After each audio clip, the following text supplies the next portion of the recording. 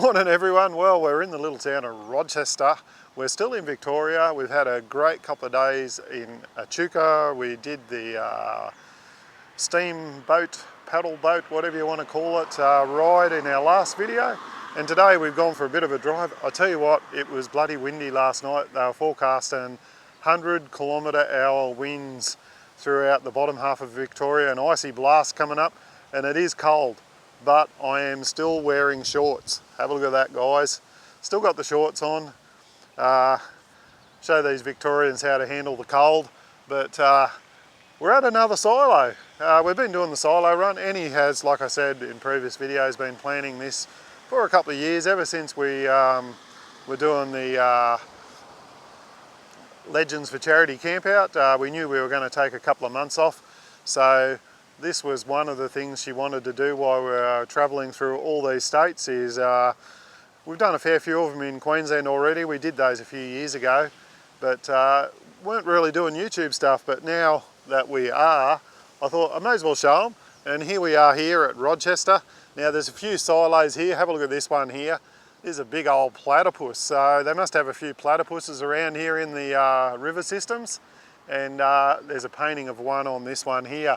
Like always, these solos are nearly always near railway stations, and there's the one of the railway stations there at Rochester, because they had to load the grain onto the train, so they built the silos. That would have been one of the original silos there, and these metal ones here would have been built after it. All the old ones were all built of concrete, and the newer ones that come on later on were built out of metal. But there's another one over there. We're going to walk around, have a look at that one. And then we'll see what other trouble we can get into today. But I'm glad I've got old Ty Fendwick's jacket on, mate. It's absolutely beautiful and warm. Thanks for sending it to me. But we'll head around the front of this other one and we'll show you that one. Cheers. Stop recording. Okay, we've made it over to the other side, and I tell you what a great looking area they have here. Beautiful green grass behind me here. There's a little donation tin over there as usual.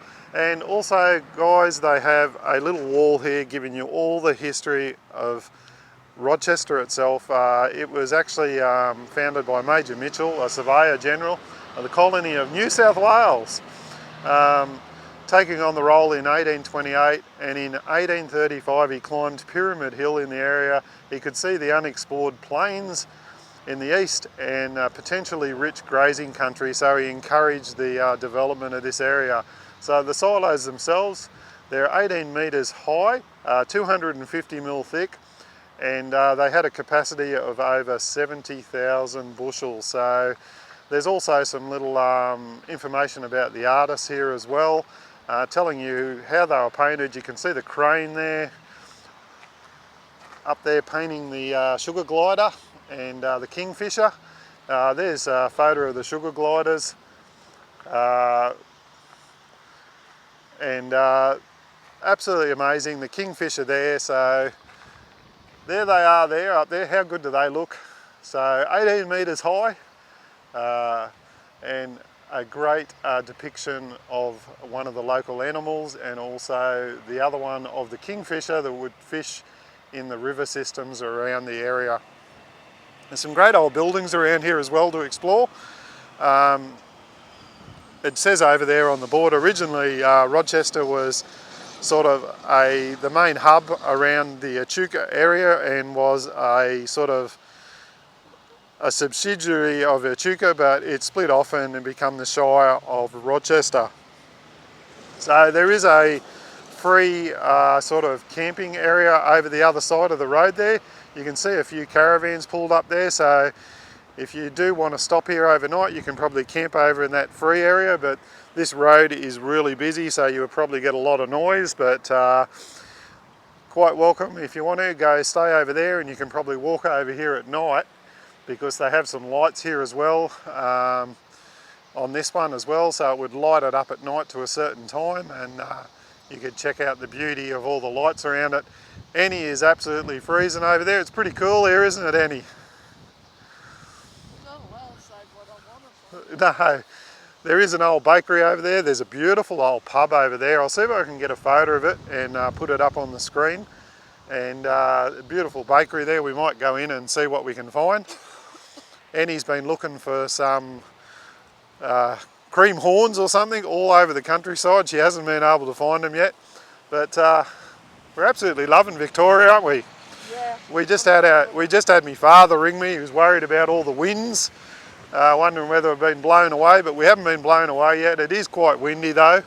It started blowing at 3 o'clock this morning. We pulled all our awnings down last night, but we're going to head off, see what else we can find. We've got a couple of more silos we're going to check out today, and we've got to stock up some food because we're going to make our way, hopefully Thursday, if we don't get blown away, down to the Great Ocean Road. So stay tuned, more to come. Thanks for watching, thanks for tuning in. Hope you're enjoying.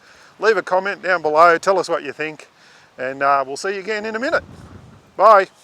Okay, we've made it to the little town of Elmore, not Elmo, so don't call it Elmo. Okay, we won't call it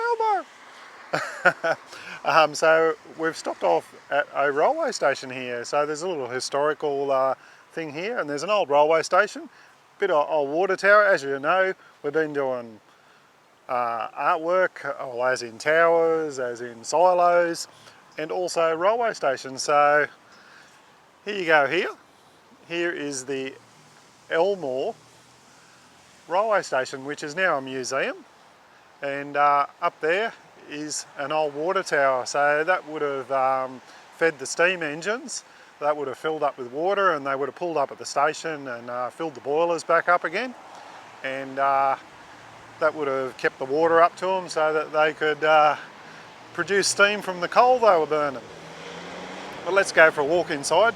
Now our luck has run out. We had 2 days of fine weather, and today we just went through a massive big rainstorm as we were coming to here, but at least it's stopped now for me to do some filming. But we'll head in here and we'll see what we can record. So it's still a working railway station. There's the timetable for going to Melbourne and Echuca and all the other lines. But there's a cold. It's a bus now. It's a bus now, is it? I just thought I seen a train line thing on there. The trains are still running. So have a look at this for an old railway station. We've seen some in New South Wales. Got their recycling things here, good on them. And farming. Don't know what that is, but obviously it was something to do with the older part of the line when it was running the wheat and the cotton. Here's all the controls for changing the railway tracks. They probably don't work anymore, they'd be all automated now. But beautiful old railway station, and you can see down there further is some silos. Now these ones aren't painted yet. Maybe in the future they might get in and paint them or do something with them, and we'll have to come back here and get some footage of those. But there's a little leftover remnants of some sort of winch system here as well. Probably for pulling stuff out of wagons, I'd say. There would have been a big winch rope on there, a big handle on there, and they would have been able to wind stuff in and out of the trains. But there you go, the little town of Elmore. We're going to take a walk over this bridge here and check out everything there and see what else we can show you on our adventures. Cheers everyone. Yeah, so here's this old metal bridge here. It looks pretty old, doesn't it? Quite nice to walk through, and it's leading over to some old buildings, probably just showing you some old machinery and stuff. There is a museum here. We just read that it only opens on Saturday, so if you are planning a trip here and you want to go into the museum, make it on a Saturday. It is Wednesday today, so not a lot open. Even this little building here, it looks like a rural discovery centre. Not open, probably doesn't open up till later on, but there's a bit of old machinery and stuff around here, a couple of old wagons and buildings, old windmill. old corn cracker or something there. A few old ploughs. I'll tell you what, that chill is starting to get to me, but a bit of an old sort of barn sort of building setup here. And there's a miniature railway here as well. So anyone that's a miniature railway enthusiast, you'll probably find this runs by volunteers or something over the weekends. And you can probably come down here, bring the kids down and have a ride on a little miniature railway. Well, there you go, Elmore Miniature Railway. That is probably about it for the town of Elmore. I'm sure there's plenty more to see in this town. Probably a lot of old buildings and stuff you can do. But that's about it on this video. We'll catch up with you again in a second and show you a little bit more. But I just thought I'd show you these too before I walk off, because I don't know whether I got it out the front of the railway station. There's one there as well. These are old water troughs. So guys would have rode their horses in, there would have been a rail there, and they would have fed their horses some bit of water, and they probably had a bit of grain in the other end here for them to have a bit of a munch on to keep them going. And there you go, the Rural Discovery Centre. A little bit more out the front here you can have a look at. The museum is free, so there you go, blacksmith using his anvil there and making up some horseshoes and equipment for farming. So that's about it. We'll see you again soon. Just one more thing before we take off. We're back in front of the railway building there. I just want to give a big shout out to the people of Victoria for your kindness to dogs. Everywhere we go, Echuca here, they have these water stations and troughs for doggies. I'll tell you what, some of the other states, as in New South Wales especially, and Queensland, you got a lot to learn. The Victorians are really friendly towards dogs. As you've seen in the previous video, Winnie and Ellie were allowed to, Winnie and Ellie, where did I get that? Winnie and Jasper were allowed to go on the steamboat. They're allowed in all the shops in Echuca. Absolutely awesome guys. As you know, we're really passionate about our animals, and thank you guys, big thumbs up.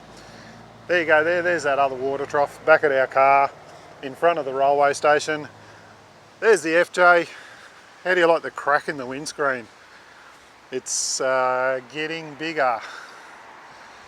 But I'm not going to replace it because we've got a few dirt roads we've got to do, so let's get off to the next destination. Hey puppies! Hello puppies!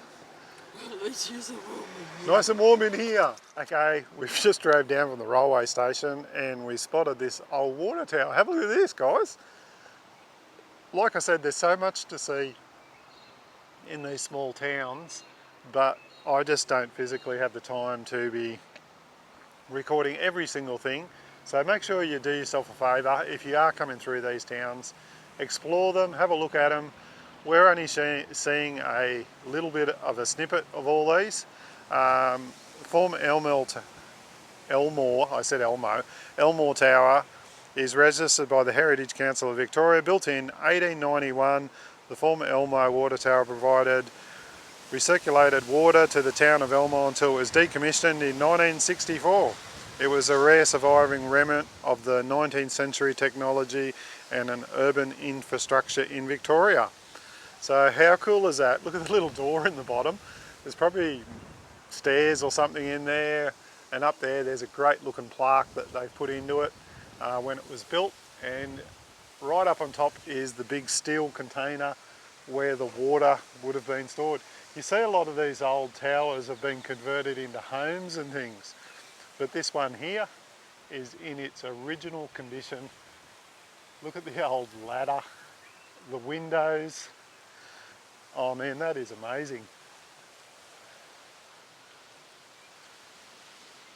Absolutely beautiful. make sure you check it out. The water tower, Cardwell Street, runs along the riverbank. The riverbank is just down there and there's a bridge down there. There's some beautiful buildings. There was a beautiful old store down the end of the street there as well. So another great site. We're still finding stuff. Going to jump back in the car, head to the next area, and we'll show you some more there. Bye.